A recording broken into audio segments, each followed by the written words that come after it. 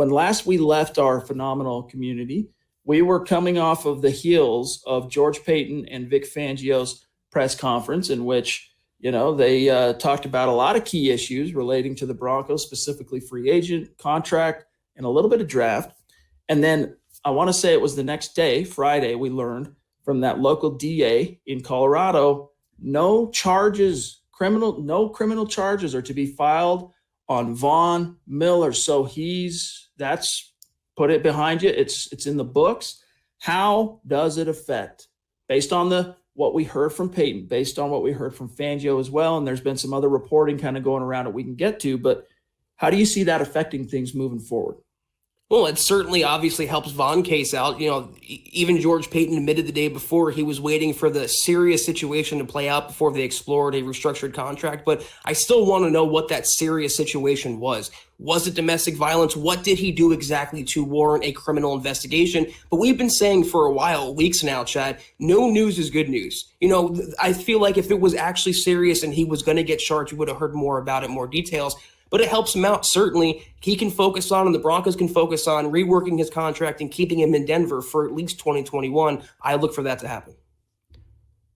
I mean, just based on what Peyton had to say. I mean, he said it in multiple different ways.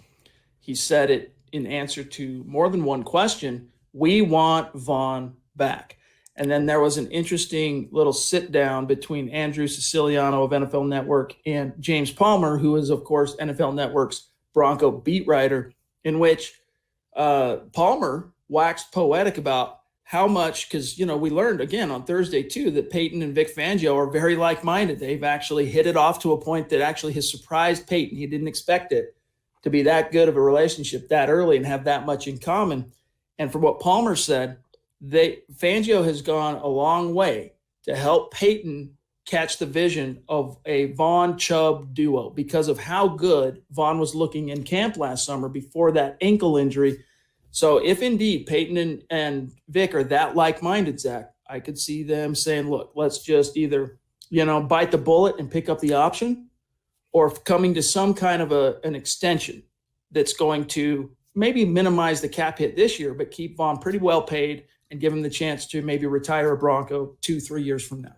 Well, it kind of concerns me if Peyton is taking his cues from Vic Fangio, considering how Fangio feels about Von Miller and his previous comments on Von Miller.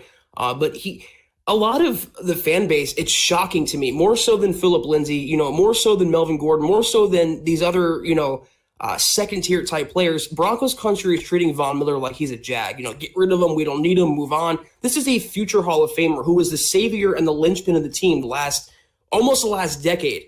So I don't understand why people are so quick to cut bait because, like you said, Chad, he was primed for a big season last year. He ended up stepping the wrong way and hurting his ankle. It could happen to anyone, and it will happen to anyone else. But why get rid of a legend who still has gas left in the tank? If this was 39-year-old, 40-year-old Von Miller and he was obviously done, I would say, you know what, he's not worth the money. And he's not worth paying $20 million this year, but he is worth retaining on a more structured contract that helps the Broncos spread out his cap hits and helps them financially. He still has it. He's still Von Miller. And if only for his leadership, if only for the cachet that he brings to Dove Valley, I would bring him back. I can't see George Paton, again, considering how he wants to maintain and build the nucleus of the team. That nucleus starts with Von Miller. I mean, he is the guy in Denver, and I can't see Paton moving on. We had a glimpse, right? In 2018, we got to see in Bradley Chubb's rookie season what that dynamic edge duo is like again. Because Von's always had that compliment. He had Elvis first couple of years in the league, then he had DeMarcus Ware.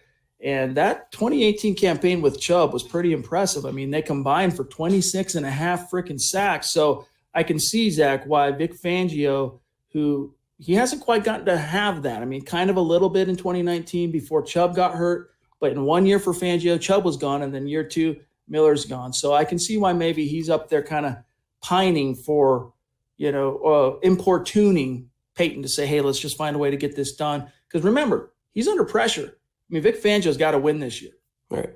And you know what? What did Fangio and George Paton just watch about a month ago? He watched the Buccaneers win a title by beating on the Chiefs. And how did they beat the Chiefs to win that title? By playing really stellar defense. And how did they play really stellar defense? They had pass rushers come from every angle. The interior, the outside, the inside. Why would you want to hamstring yourself in a division that has Derek Carr, Mahomes, Justin Herbert? You need pass rushers. No team has ever had too many pass rushers. Bradley Chubb and Malik Reed are good, to really good, but having Von Miller in there makes them great when he's healthy. And I just can't see George Paton divorcing from that this year.